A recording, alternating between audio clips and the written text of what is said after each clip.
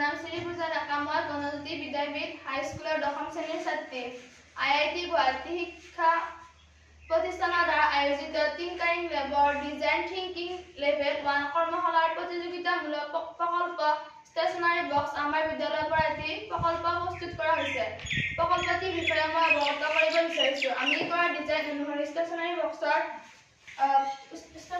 বক্সৰ দৈৰ্ঘ্য 65 সেন্টিমিটাৰ, প্ৰস্থ 35 সেন্টিমিটাৰ আৰু উচ্চতা 20 সেন্টিমিটাৰ লোৱা হৈছে। শিক্ষণীয় সামগ্ৰী পৰিৱৰ্তিত থবৰ বাবে মুঠ 8টা কক্ষ ব্যৱস্থা কৰা হৈছে। ইয়াৰে 4টা কক্ষৰ জোখ এটা লোৱা হৈছে।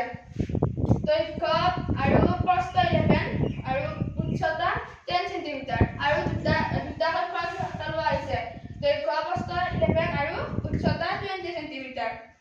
এটা দয়াৰ আৰু এটা মুক্ত কক্ষৰ জোখ এটা লোৱা হৈছে।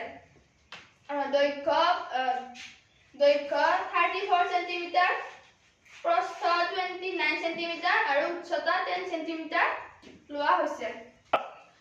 প্ৰকল্পটিৰ বাবে প্ৰয়োজনীয় সামগ্ৰী কাৰ্ডবৰ্ড লোৱা হৈছে, চাৰ্ট পেপাৰ, পেন্সিল, ৰুলাৰ, এঠা আৰু কাটাৰ লোৱা হৈছে।